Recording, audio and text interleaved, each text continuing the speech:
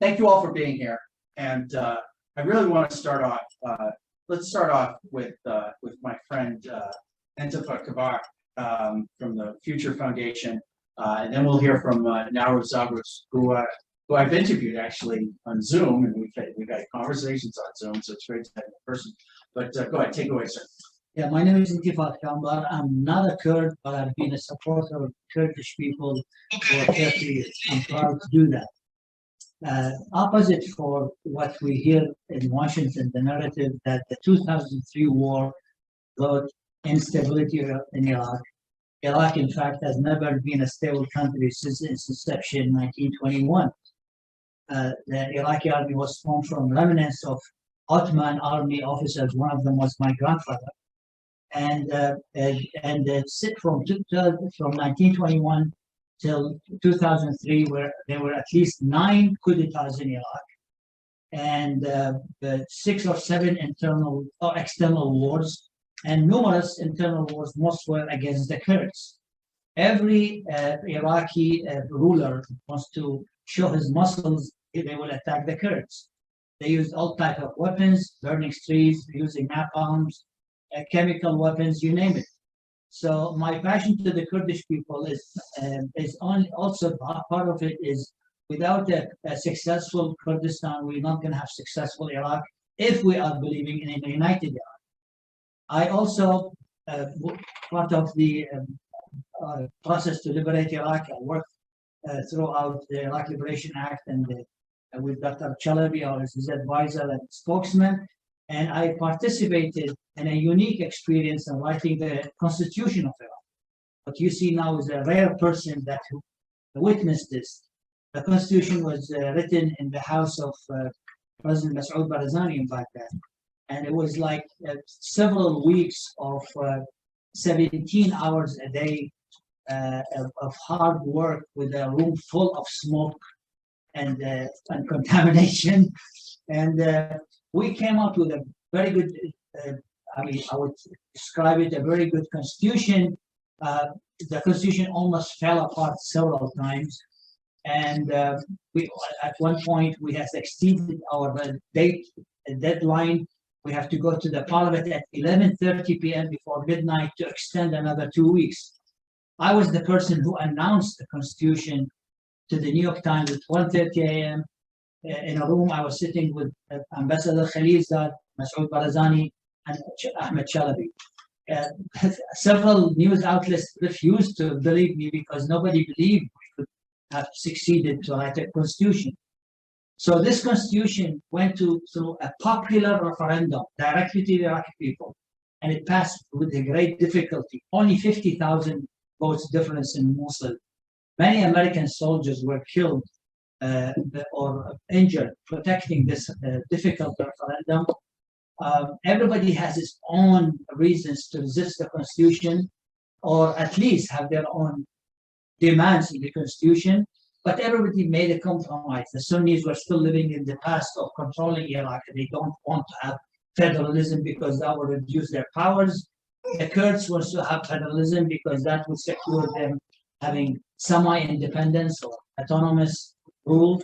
The Shia were divided between the two.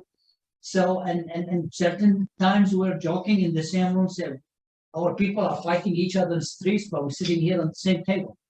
Anyway, so the Constitution came out, and the Constitution, as I said, has the approval of the Iraqi people, has the approval of the Marja'i and Najaf. There was a consensus, was agreed upon by all political parties. And unfortunately, and the Americans invested, the United States of America invested heavily in the Constitution. We had the help of experts. One of them is our great friend of Iraq, Ambassador Peter Galbraith, and so forth. And we had a very, unfortunately, right after the Constitution, Iran conspired to defuse the Constitution from day one. And the Constitution, little by little, became a piece of paper, has no value. The powers of the president has been stripped. The president has the power to appoint, and fairly easy to depose a prime minister. However, this power has been deposed. In 2012, I helped Chalabi with the Zagros to gather 167 votes, 50+1, to depose Maliki, and that was a done deal. And then the late Jalal Talabani said, I cannot depose him because Qasem Soleimani asked me not to. So that shows you how this powers has been deprived and diffused. Most of our current problems in Iraq can be solved through the constitution. For example, the formation of the Hashd al-Sha'bi, or the Popular Mobilization Forces, which is basically a militia which is creating mayhem, and that basically the IRGC version of Iraq created by Qasem Soleimani. It's against the constitution. Article 9 of the constitution was about not any militias outside the army should not be. It's interesting. The Badr Brigade and the Shia themselves were pushing for this article because they wanted to integrate into the army. And we did that as a way of reconciliation for Iraq. And it worked very well. But then the Iranians flipped on the same constitution, which was approved by their own peoples, and they formed the militias. It's also the one of the problems of Iraq is the concentration of power in Baghdad and the oil wealth, which I call very well the oil curse, which basically funded all these wars and all these aggressions against the Iraqi people and the Kurdish people. So one of the ways to reduce the powers of Baghdad, when the government of Baghdad owns the army, owns the police, and owns all the wealth, you cannot have democracy. Democracy becomes led by oligarchs of the government. So we decided that the best way to go is federalism. That will reduce the powers of Baghdad and increase the powers of the states to be in the future in Iraq. And we demand, of course, depended on the success of the federalism of the Kurdistan. And so federalism was a solution to an ill Iraq and that has never been successful. And one of the ways also to make federalism succeed is distribution of the wealth. So Article 110 of the Constitution, which took us maybe 3 days, day and night of discussion, and people left the room and came back, is about how to distribute the wealth of oil of Iraq. So the article basically said the oil and gas of Iraq is the ownership of all Iraqis and all states and governorates. And the second clause said the oil, basically, the relation between the states and the federal government on the center has to be organized by a law. Now, coming to this law, as talking about practical steps, as Eli said, in 2007, 2006, Chalabi was the Deputy Prime Minister for Energy. I was his advisor, attending the Energy Committee every day. And the Americans and Chalabi and all the smart people were pushing for the oil and gas law, because we know that oil and gas is could be the biggest problem in Iraq, and could be the biggest solution for Iraq if we use it well. Unfortunately, the Shia parties, or the parties who are proxies of Iran, resisted this law. The U.S. Embassy called it the hydrocarbons law. And this law, until today, has not been legislated. The Iraqi parliament legislated laws to ban bocce, a game for kids, but they couldn't legislate a gas and oil. They did banning normalization with Israel, but they couldn't pass an oil and gas law, which is 96% of the national income of Iraq comes from the oil and gas. So it is very normal for the Kurdistan region to go forward with their plans to explore and export oil.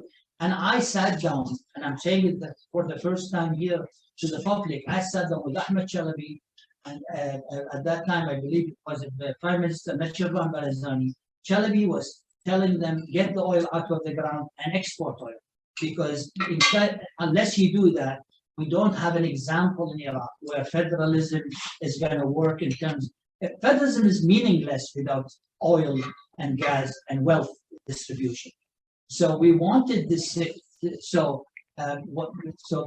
the recent ruling by the federal court that Kurdistan region is exploring and exporting oil outside the constitution and it's illegal, it's really funny, it's laughable, it's a farce, because the one who dragged their feet and not have this law legislated is Baghdad, it's the Iraqi parliament, it's not Kurdistan. And to expect the Kurds to wait 20 years, maybe 50 years, maybe 30 years for this law to be legislated to make it, it's insane. But it's a very clear attempt by Iran and their proxies to seize the Kurdish people. Unfortunately, I always say the virus of chauvinism in Iraq against the Kurds never gone. I mean, again, I say every Iraqi ruler wants to flex his muscles, he has to flex them on the Kurds.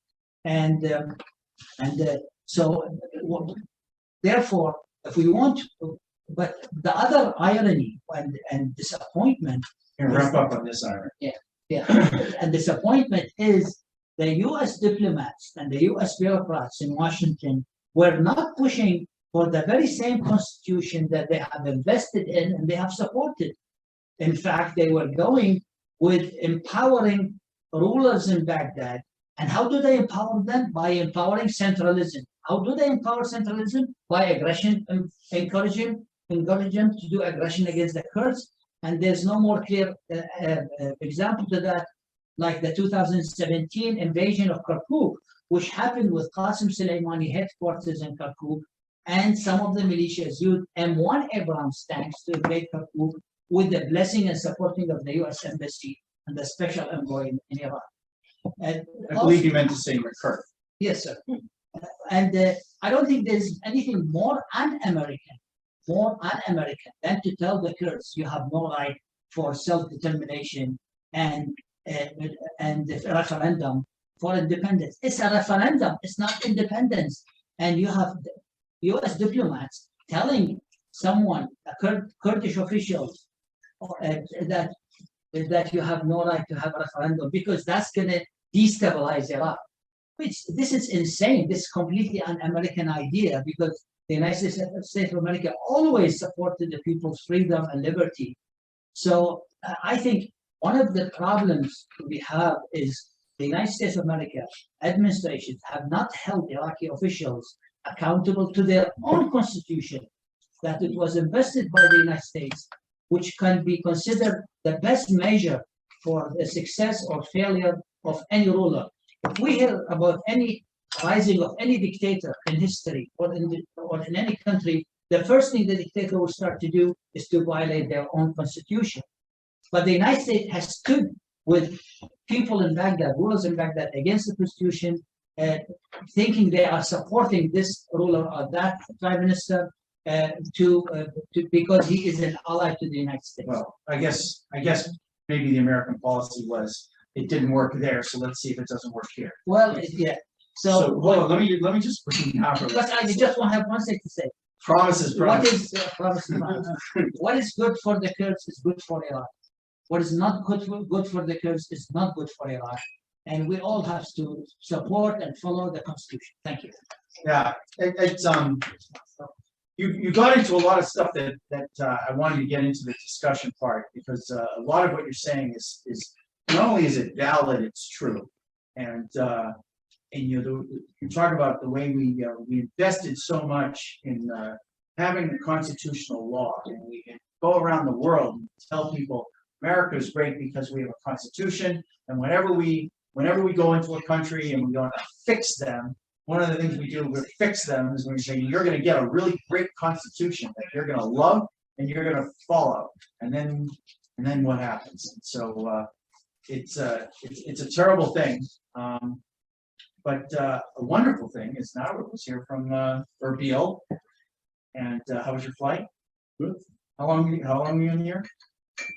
10 days. You know, wagon.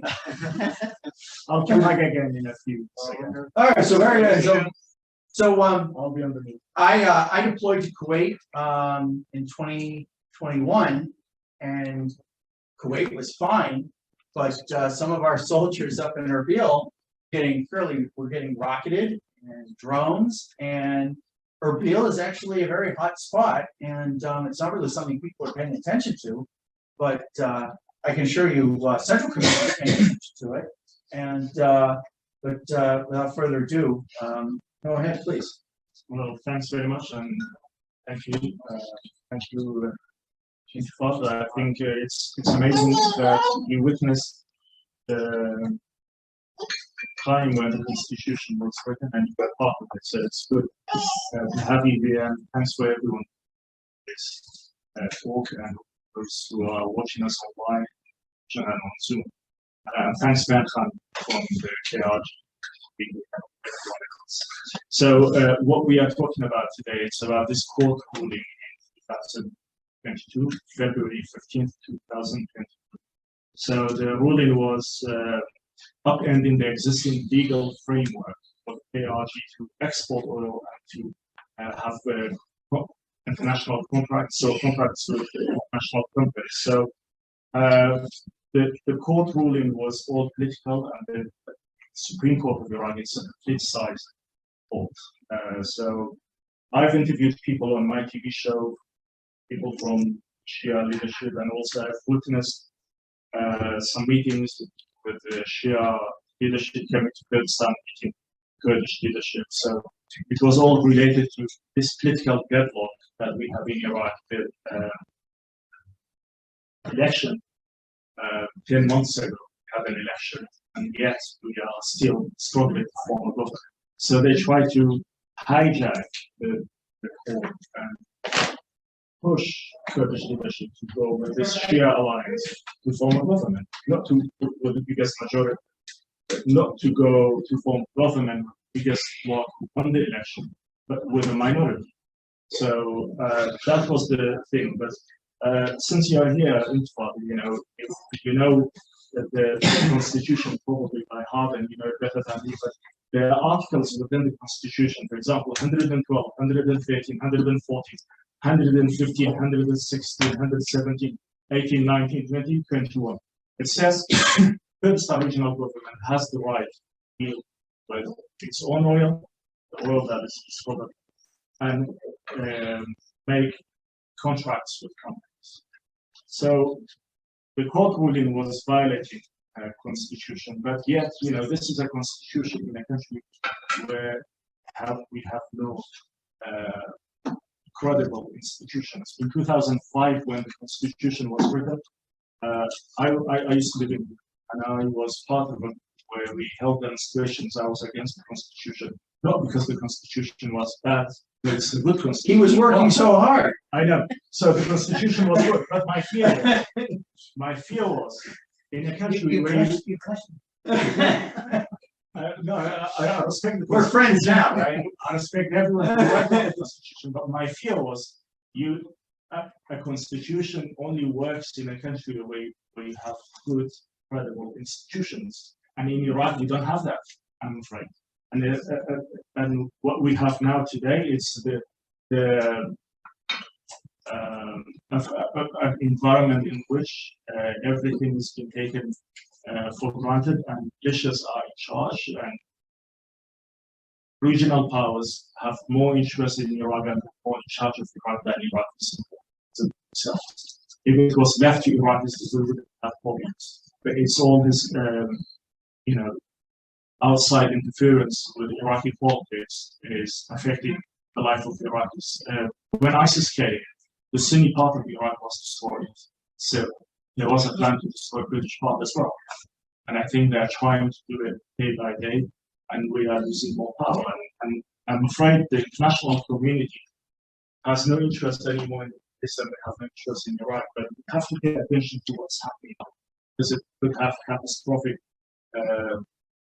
outcome, not just for Kurdistan, for Iraq, but for the whole region. I'll come back to a few other things that I want to say, but I'll end it. Constitution and the court ruling of February. Well, I do want to open up to some questions, but I have a question, and I'll throw it to both of you.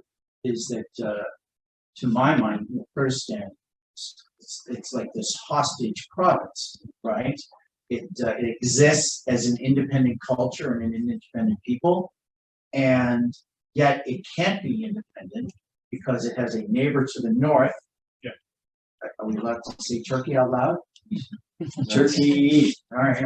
When you say the northern, you take you imply to get. Yeah. So anyway, so those guys, we don't know them now, right? But basically, so instead of taking its place among other nations in the world, the Kurds sort of agreed to be a part of this federal system, right? And so in this country, we talk about the federal government, and we talk about the federal government taking control, and so it's kind of a misnomer because a lot of people miss that, yes, the federal government has been taking more and more control, but actually the definition of federalism is the states are independent, and each of our 50 states is supposed to be a laboratory of democracy, sort of together in this collection. That's federalism, yeah. Right? And so, but when people talk about the federal government now, and I think when people hear federalism, they assume, well, Washington's in charge, and that's actually not what's supposed to happen.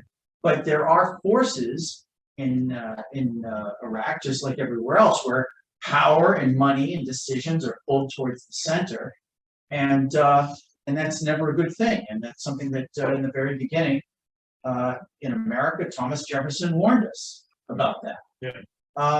But sort of talk about if you both you gentlemen could just talk about that hostage situation that the Kurds are in, because they rely on the protection of their fellow Iraqis who really don't like them. But go ahead, I've said enough. Go ahead, please. Go ahead. Yeah, so since 1991, this de facto place in Kurdistan was created and protected by the Kurds, by the Kurdish fishermen. But since then until now, we've never been a source of threat to any neighboring country. No source of threat to any Iraqis. In fact, all these Iraqi oppositions who are in power now, they were housed in the Kurdistan region, they were protected in the Kurdistan region. And even in the 80s and during Saddam Hussein, the majority of Shia leadership who are in power in Baghdad who are opposing Kurdistan region, they were protected by Peshmerga in the mountains of Kurdistan. This is a reality. We've never been a source of threat to Turkey, either to Iran, nor to any foreign power in the region. You know, no Iraq, there are no American soldiers being injured in Pakistan. How many soldiers? Let alone killed. Yeah, let alone killed.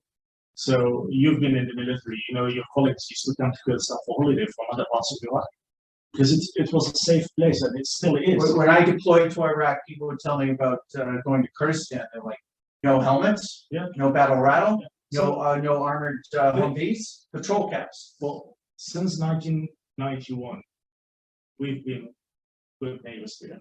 We've been helping other Iraqis to get their acts together.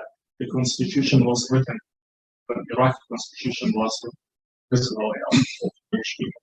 Now, you know, there are people who argue against that. There are people against the technology. They have to say whatever they want to say. But there is one thing, remember, what's happening right now in Iraq, it's not just against the technology, it's against the Kurds. People might disagree with that, but this is the reality, because if we lose the Kurdistan region, we lose everything. So look at other parts of Iraq and then compare it to Kurdistan. Even now, 55 articles within the constitution where our right is stipulated have been, and by successive regimes like that. Go ahead. Oh, hello. My apologies. No, it's all right. Kurdish share of the revenue since 2011, 2010, 2011 haven't received our share of the revenue, where it was stipulated in the constitution. For the past 6-7 months, I think we received 2 installments of the revenue. During ISIS, for example, cities were taken by ISIS, like Mosul, like Qanbar, like other places. The salary, the employee's salary was coming from Baghdad to ISIS. This ISIS areas, but not the Kurdistan region, where we were fighting ISIS. behalf of not just Iraqis but regional policy. So there is a lot to talk about it. We don't have time to go through it, but this is an environment, I'm afraid, it leads Iraq to more chaos, like what we've seen yesterday, how people stormed into the Green Zone and stormed into the parliament. This is just the beginning. And we've warned this is what's going to happen in Iraq. And I think I can't see how Iraqis can be let alone right now without any international, without any regional interference, that they could get their acts together.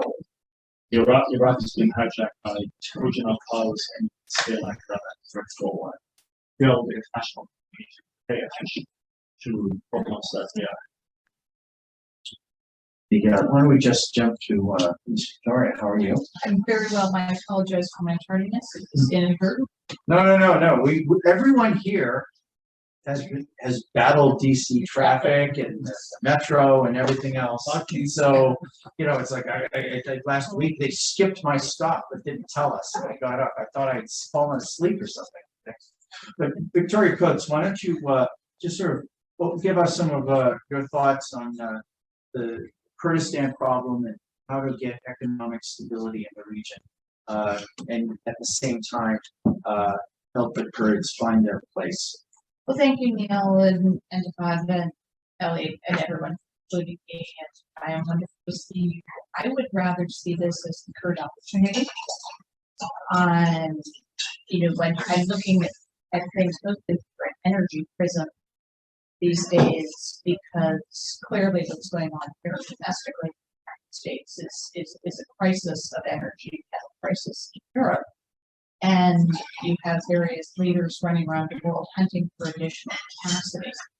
And I could think of no better place to produce that capacity than Kurdistan. Why would we be talking to Iran and Venezuela if we could be talking to Erbil?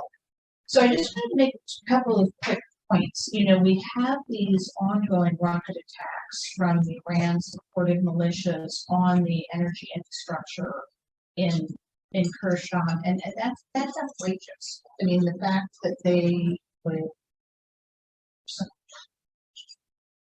that these are Iraqi militias that are carrying out these attacks on what is also sovereign Iraqi territory in order to preserve basically Tehran's stranglehold on Iraq, particularly for electricity, gas exports, and whatnot. I mean, it's outrageous. And the other thing that I found quite outrageous was the decision by the Iraqi Supreme Court to also have sort of a veto over who gets to operate in Kurdistan. So we had AQs and Qanbar and Halliburton all say in recent weeks that they're going to submit to the Iraqi Supreme Court about whether or not they're able to operate their support contracts in Kurdistan, and again, this makes no sense. So as the United States, I think it is imperatively important that we develop a more comprehensive energy strategy for the region, in which Iraq will, of course, play a critical role.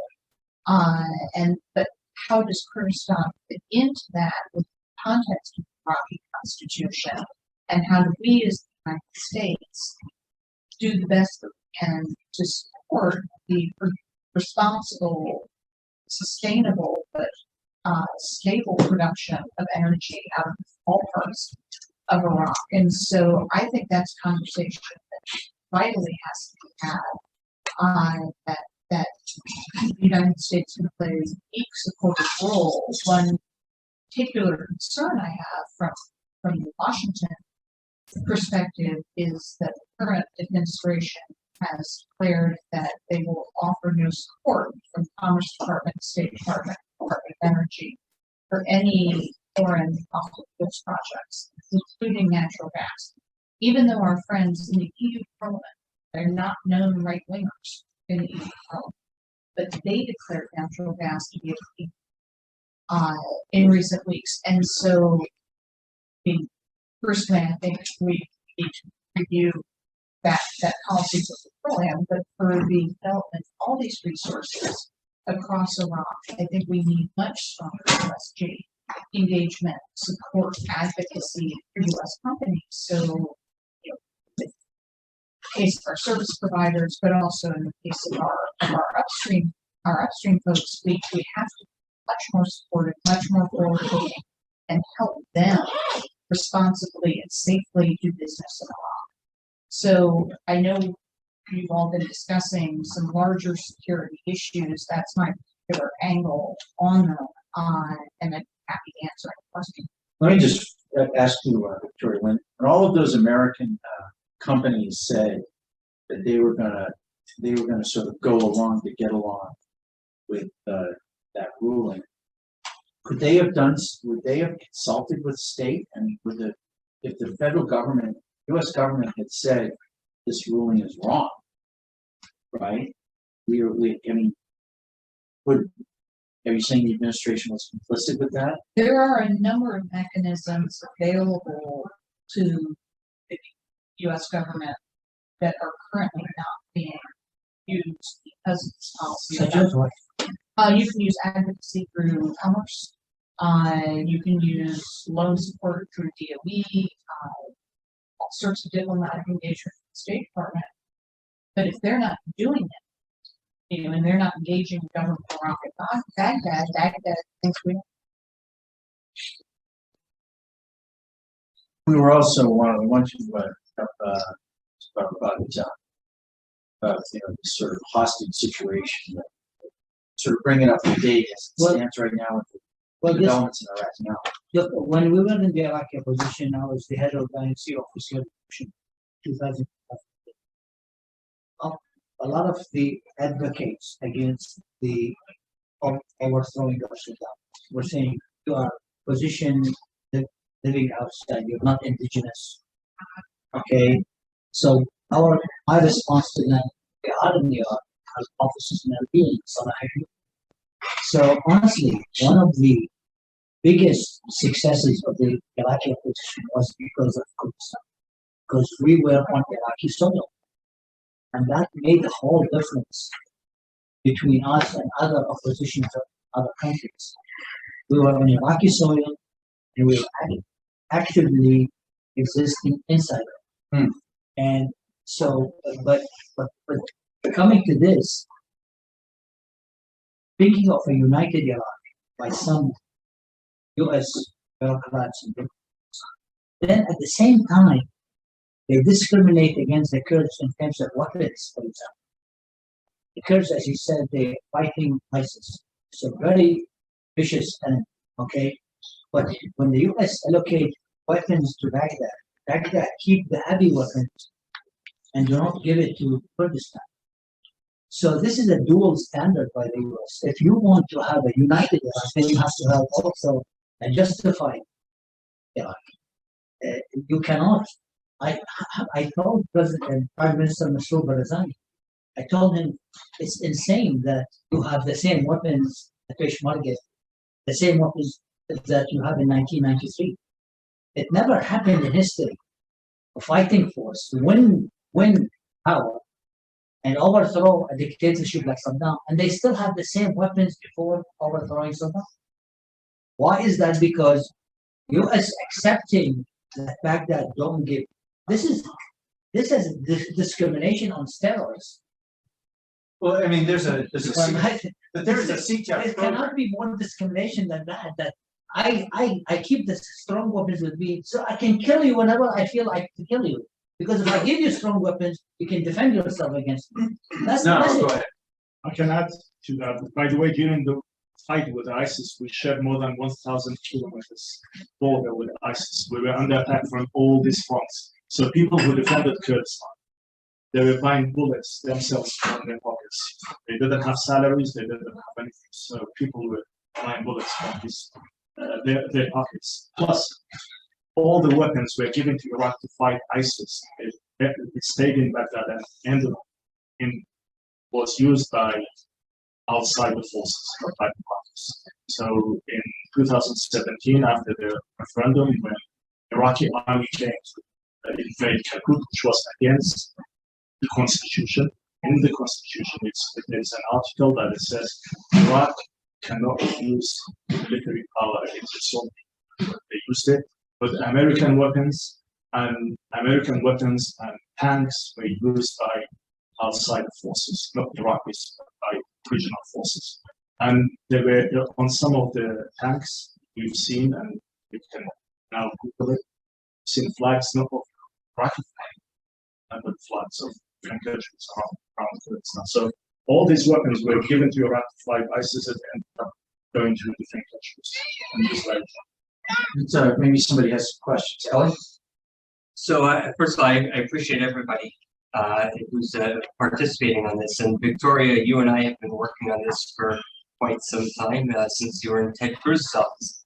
And in fact, I believe it was, just on this point, I believe it was Senator Cruz who asked General Dempsey at his last Armed Services Committee hearing, are we directly arming the Kurds?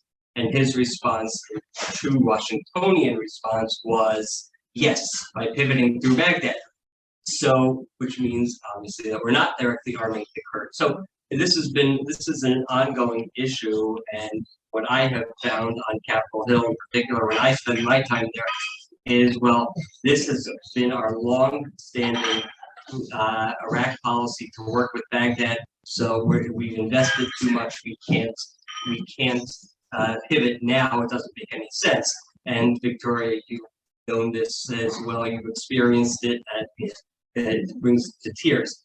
But my question is, what I've noticed when dealing with policymakers on the issue of Kurdistan is, quite frankly, and keeping it as elementary as possible, is that they can't find Kurdistan on a map. They don't understand what is the value of Kurdistan to the United States. Why do I care? I think that we have three different people with three different points of view, and maybe each one of you can provide, because this is important. I mean, the number of people who are watching this globally, remotely, and elsewhere, can you give me a reason why the United States policymakers, why should the U.S. citizen care about Kurdistan? And what is the impact that Kurdistan has on U.S. national security or U.S. interests? Whoever wants to start. Well, I mean, I go back to the energy act. If we are keeping Russia offline as much as possible because of the invasion of Ukraine and disruptions in Ukraine, we need more supply now, and we need more supply going forward. And Kurdistan is a good, friendly ally, partner in that production. So it's impacts Americans every day in all sorts of ways. I mean, it's not just what you're putting in your car. This is driving inflation from a variety of different angles. So on a just very practical, if we're looking for additional sources, this is a good source. And why wouldn't we be supporting? Me? Why not? Well, you'll be surprised if I tell you there is a shared national security interest. Obviously, the Kurds has been one of the best allies outside NATO, for example. But I think one of the main issues, in my opinion, from my experience in politics in Iraq, the shared Western values that the Kurdish people can adopt very quickly and easily.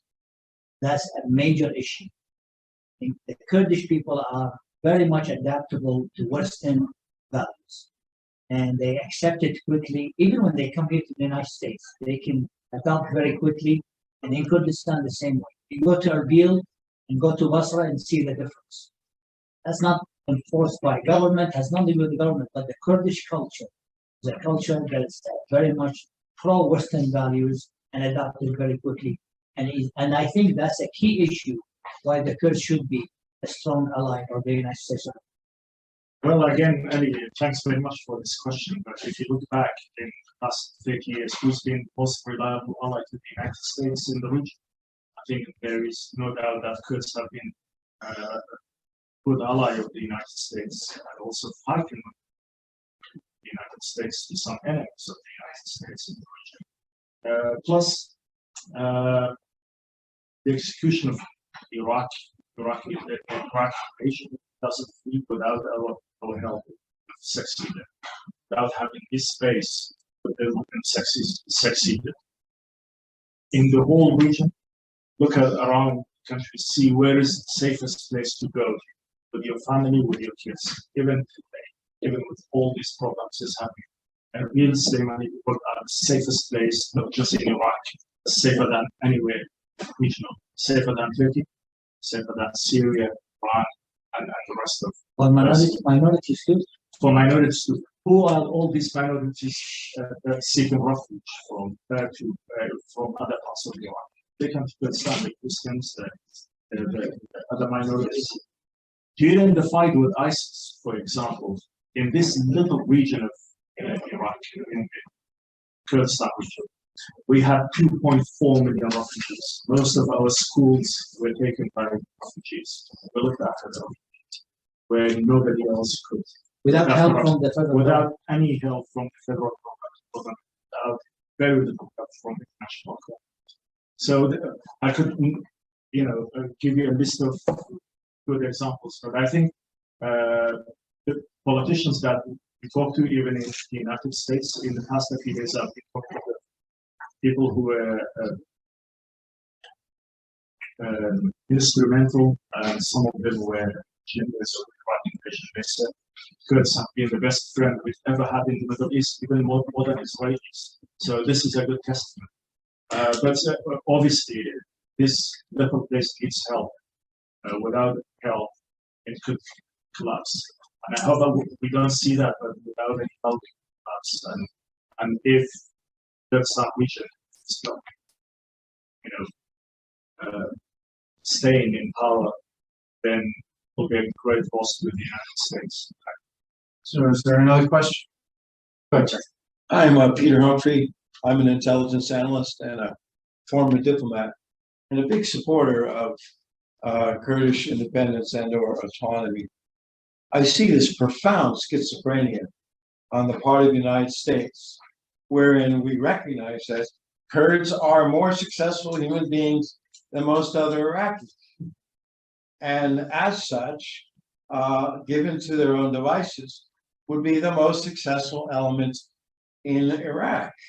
And as such, is maybe the driver for an improved Iraq. So we're going to leave them in there because they're a pretty great engine for driving Iraq forward. But in the long term, if you really want to partner, you let them control their own issues and you treat them just the way we treat the referendum in Scotland. Did you see anybody in the US standing up and objecting to that? No.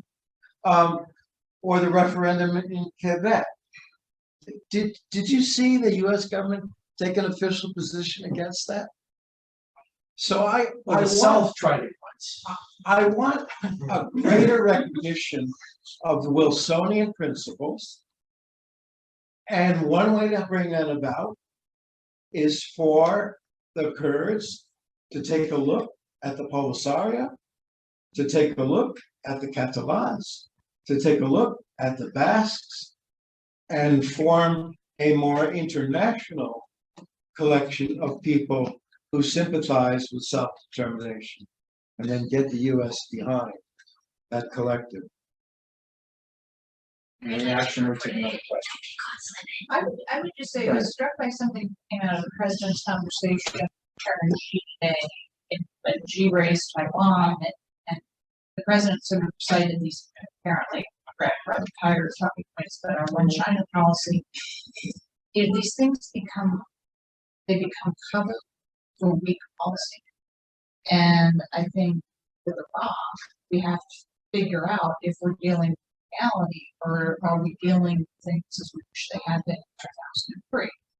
And so I strongly agree. I think it's visited and with no preconceptions and all options.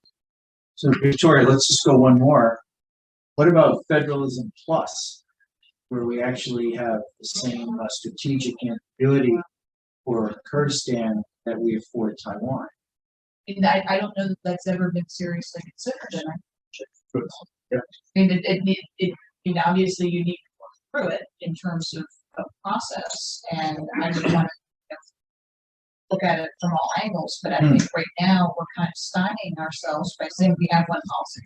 We will not diverge from this policy. Sir, go ahead. James Starnick, I'm the chief analyst of the geopolitical consultancy company, and I get to work with many international oil corporations in Iraq, Kurdistan, and outside. I'd like to ask this question to Dr. Zagros. I wonder if the KRG realizes the challenges it faces for not having a proper banking system that can integrate into SWIFT, which causes lots of monetary issues for the region and also jeopardizes the international contracts they have. And for the first time, we heard Mr. Barzani saying that the regional government was in preparations for establishing some banks, properly functioning banks that can use for international purposes in March at Davos. I'd like to know if this is really a plan, and if so, if there are any legal obstacles, especially from Baghdad to this. It is. And banks in Iraq all over, but with some of our Iraqi banks, there are also restrictions regarding that. And I think Khan has been working with people so maybe she can tell us more information about Nice it. try. But talking to a few politicians, they always came back saying that there are fundamental restrictions, fundamental problems and restrictions imposed by the central government. And it's a big issue, and it's a big issue for all these international companies who are dealing with KRG. It's an issue for even individuals in the KRG, not just. Far back and then you, sir. Go ahead. Hi, good afternoon. My name is Vince Campos. I'm a former Foreign Service officer with the State Department. And in complete transparency, I'll mention that in 2005, my portfolio was the Iraqi Constitution, where I spent a lot of time behind the Black Gate at KDP headquarters, in the basement there, and in the back having lots of discussions on where the Constitution was going. Invaluable conversations. And also later in my career, or that was one of 4 assignments in Iraq. And later I attended several NSC meetings that were chaired by Madam Victoria. But I sat on the sides. I let others speak. I loved the conversation earlier about the Constitution, and especially from both of you, you brought up some excellent points. And on federalism, the main message or the main concept that not just the US, but the international community and the UN wanted to share with Iraq was essentially all focused on decentralizing. And I think the Kurds have embraced that, or I've seen how they've embraced that.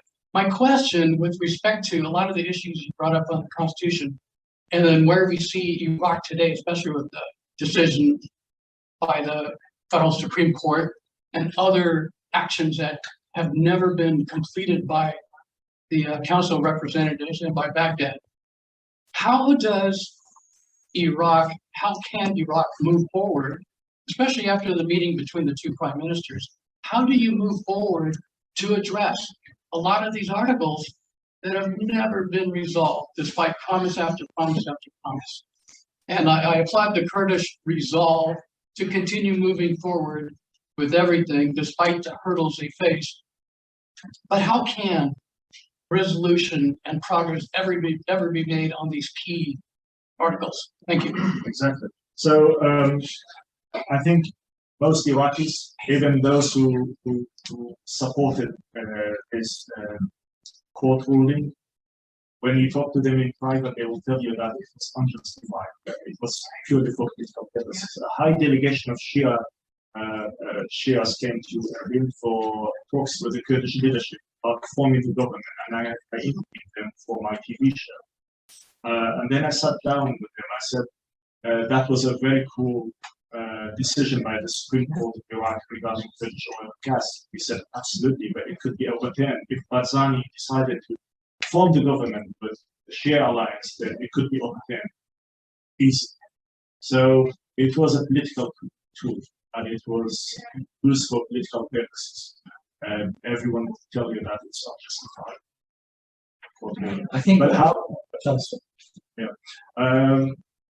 I'll go back to the point that I was talking about when I was studying in Britain and marching on the streets saying Kurds shouldn't participate and to be part of the Iraqi constitution, not because the constitution was fantastic.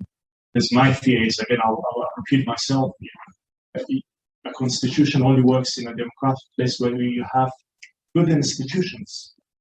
And I'm afraid we don't have. Look at the people who are in that court. The court was created before the constitution, and it should have been replaced. It should have been modernized. It should have been changed, but it didn't take place. Paul Bremer, when he was in Iraq, the court was formed back then. But after the constitution, we really should have changed the constitution, but have that. We have only 2 Kurdish members within the council of the court, of the Supreme Court. And if these 2 people are not there, then they will be replaced by 2 people. So it's unjustified, it's political, and people who make the decision in the court, they listen to outside forces, not to the Iraqi forces. And you have a question. Let me. Yeah, go ahead, please. Yeah, sorry. I think one of the problems we have in Iraq historically is not a monolithic country. It's not a homogeneous country. And historically, Iraq is highly influenced by outside powers. It's not after 2003, it's from the day Iraq was established. And I think the outside world, especially the United States, should hold Iraqi rulers, politicians accountable to their own constitution. This conversation, US diplomats never bring it up when they sit with Iraqis. I sat down when I used to work with the Council of Ministers with US diplomats many times. They discuss the current affairs, but they don't have the strategic vision nor the commitment that Iraqis, their best way to survive is to implement the constitution. They want fast, quick solutions, and they want to reinvent the wheel every day. The wheel was invented in the constitution and the solution there, but they don't do it. I think if you want the constitution to be applied in Iraq, you should have, we should not have a State Department official saying that the federal court ruling is an internal matter. It is not internal, or the formation of al-Hajj, the militias, is an internal matter, or a law legislated by the Iraqi parliament, because this law is contradiction with the constitution. A US official should spell it out.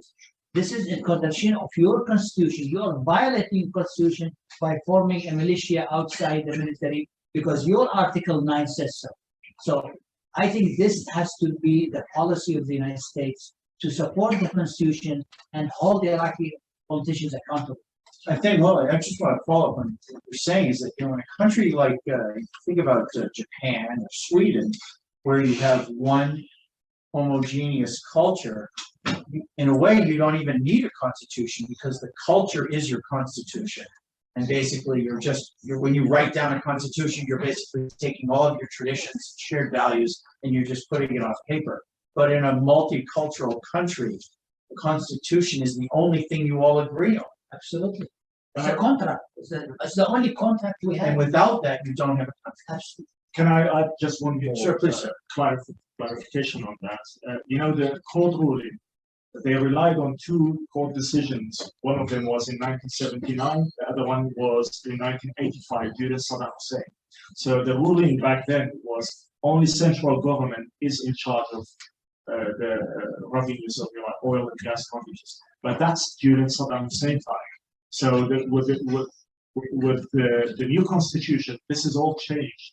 And this court relied on rulings back of Saddam Hussein. So this is one. And the second one, the accusation was in court. This accusation that against the Kurdish and against the KRG oil and gas contracts was in court in 2012. But most judges, the same judges back then, they thought that the bill was baseless. There's no way to pursue it. So they brought it back this year, again for political purposes. Which one? We'll go one and then two. So go ahead, sir. Okay, sure. Thank you for time. So my name is Serkil Shamsuddin. I'm a former member of the Iraqi Parliament. My view is clear to many Kurdish audience and maybe on the Kurdish oil and relation to Baghdad. But for the record, I will just try to clear something Entifadh mentioned as well. Is the creation of Hashd al-Sha'bi, the Shia militias for the PMU, was actually supported and voted by almost all of the Kurdish MPs of PUK and KDP and Change4. So that was supported by them. So then that was before my term. Last term, when I was in the parliament, the federal court law was amended. There was no new law, because the new law, I think, would be there's 2 religious scholars in the council, and then we refused that. But the amendment was made and supported. The Kurdish opposition, we boycotted the session.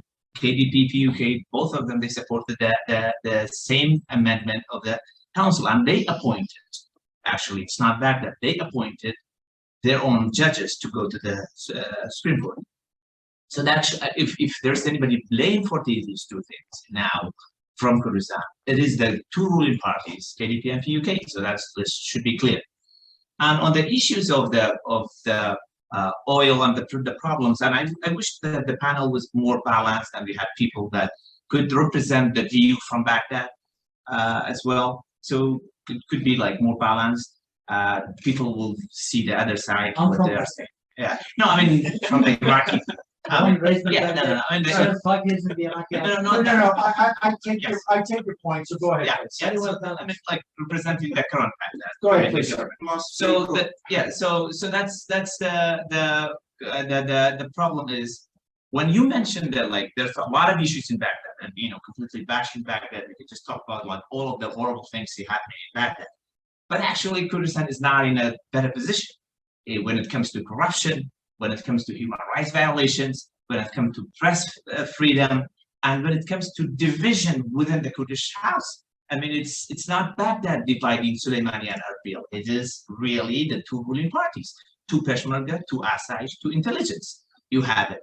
And when you don't have yourself a viable institution, and you don't have a strong institution, and you are not united, what can you blame Baghdad for? Plus, in Baghdad, you have been part of Baghdad very strongly. I mean, that's maybe the question of Khan, but that means the Kurdish ruling parties. They strongly been part of the Baghdad. They fight over the position in the federal government. And it is their fault that they are getting weakened because they have not focused on strategic things. They focus, rather than on Article, for example, 140, they've been focusing on who's going to get the Ministry of Interior, who's going to get the Ministry of Foreign Affairs or the presidency. To this day, they're fighting over these kind of a position.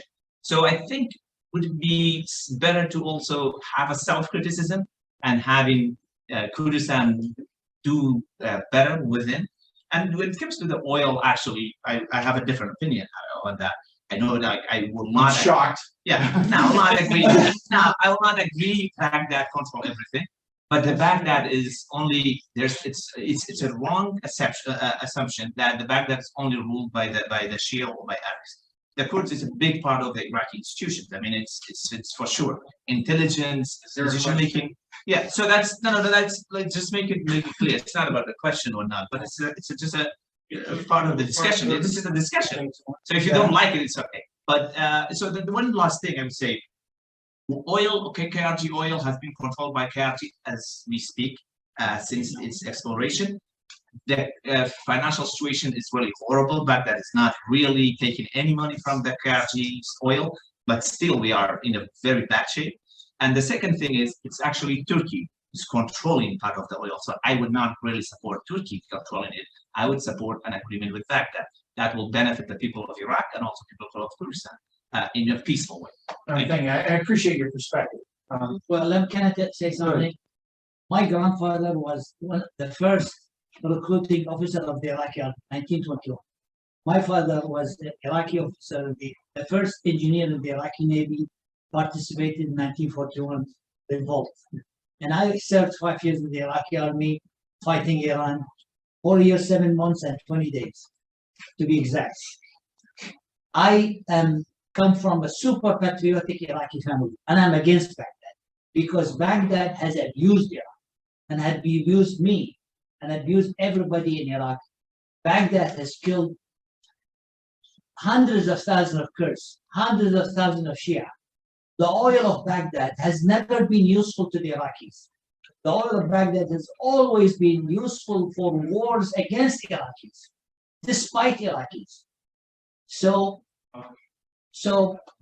if I go to Erbil and I see a thriving city compared to Baghdad, which is a rundown to the ground city, who do I support? It's common sense. I'm an Iraqi patriot.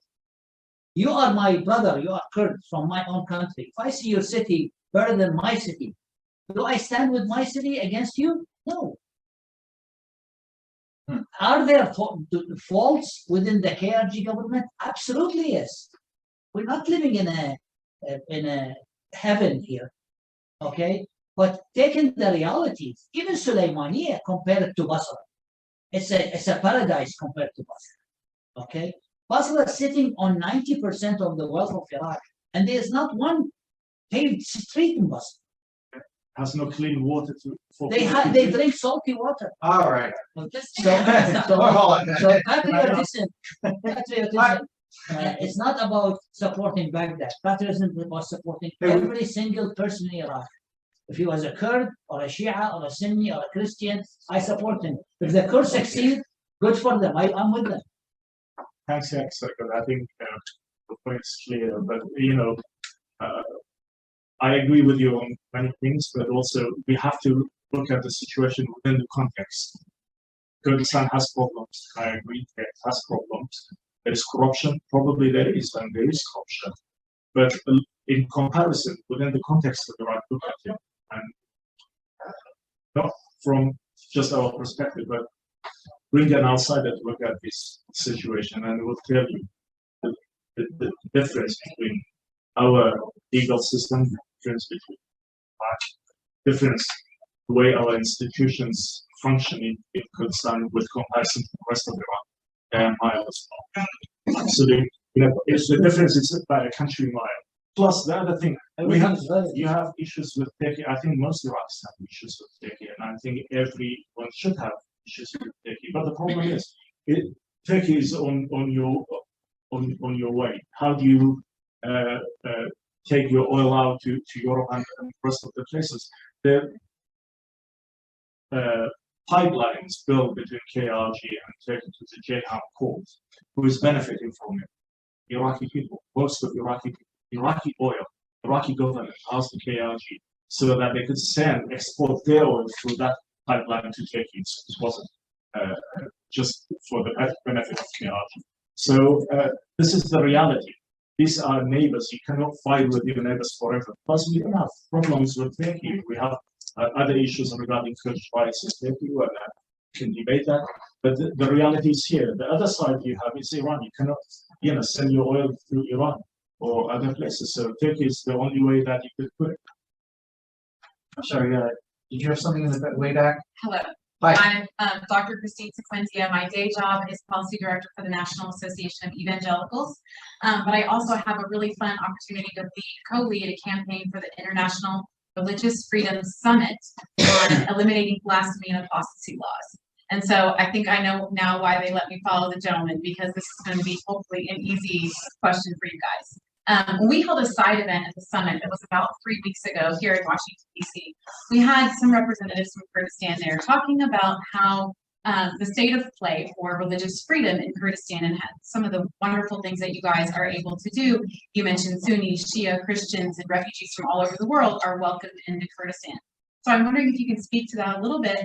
I remember you mentioning how Kurdistan is open to welcoming Western ideas, and I think that there are many points of consideration in how you build proximity and resilient communities as it relates to the faith community all living together and creating bridge building and living together in unity and unison and peace within the region. So can you speak to that a little bit? Before we give an answer, let me just say thank you all for participating. This will be the last answer, and I would encourage everybody to sort of stick around. We have the room, like we have the wine, we can stay, but we'll just close out this part of our program. Yeah, Go we ahead and can have a answer your chat. question. Yeah. Go ahead. You were asking about the blasphemy laws and Blasphemy and apostasy laws and how you're able to create You know, pluralistic, resilient. For me, as an Iraqi who grew up in Baghdad, one of the bright sides of Kurdistan, and this is the Kurdish people, honestly, it's not necessarily the Kurdish government. The tolerance of the Kurdish people towards other religions, and again, the adaptation of Western values so quickly. If you go to Erbil, it's difficult for you to imagine you are in Iraq. I mean, as he said, miles, much more than that, oceans difference. If you travel from Baghdad to Erbil, you're traveling to a different world. It's only 200 miles distance. And honestly, the favor goes to the Kurdish people. The Kurdish people are very tolerant and very accepting of others. People don't know, one of the biggest, if not the biggest, Christians concentration in the Middle East now is in Erbil, in Ankara.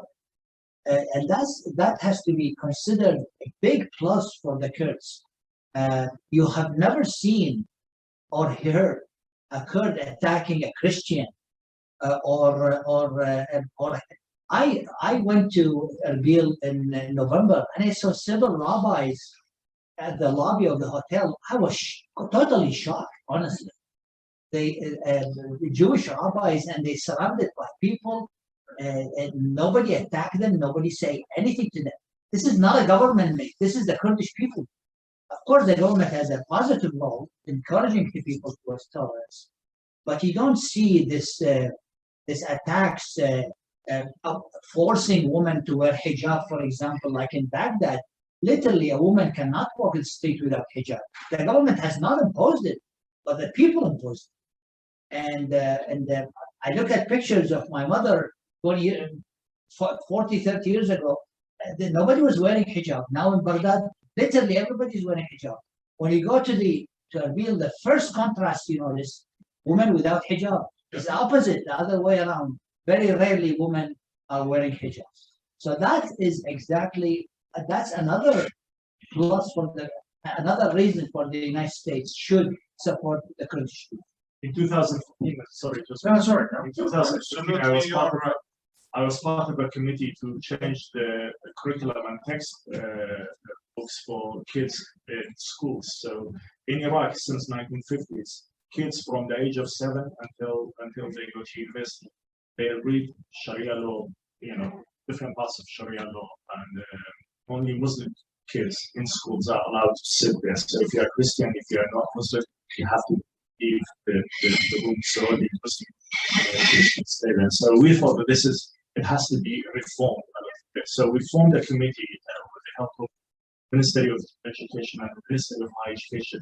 Instead of just teaching kids Sharia law, we changed the textbook so it includes all religions. Now we are teaching kids religious tolerance rather than only one religion. So I hope one day you will visit the place and you will see how this little thing made a huge impact. This new generation growing up in Kurdistan, they have a different world perspective. They have a different view regarding religion and tolerance. Well, I'd just say, I mean, this was a major priority for the administration, primarily for the office of Vice President, who took a real leadership role on it, and it's a very important, I think, initiative for the region. As an example, very successful. And I was proud to play a minor supporting role on that because I think it is, a wonderful example of what is possible, and certainly but it came with Abraham Kurd subsequently came out on that work. So thank you. Quick, because I promised people we were done. Go ahead. Yeah, my name is Chima Zibor. I'm a former politics analyst. I'm very good cook. My question is, what is the future of the Kurds once the U.S.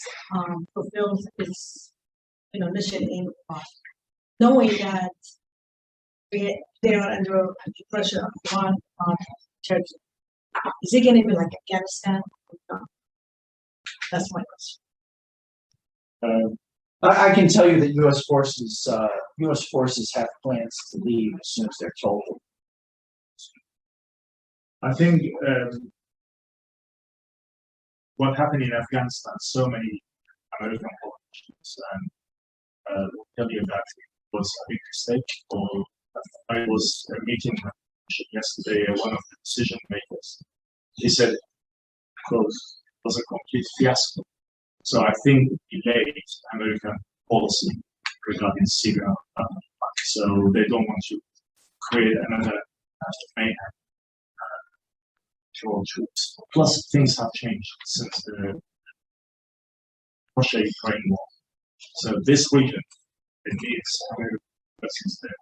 What Joe Biden said 2 weeks ago in Entifadh, he said, U.S. troops are not leaving a power vacuum in the region so that it could be filled by Russians and Chinese. This is a powerful statement. It wasn't just a talk to his allies, but also it's a powerful statement. I think the dynamic of politics has changed nationally, and if Middle East wasn't a priority for American foreign policy, now it's different.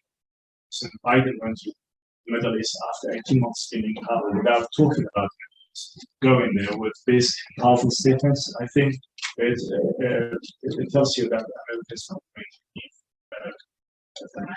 The only thing I'd add to that is you can pivot away from the Middle East will not pivot away. Yes.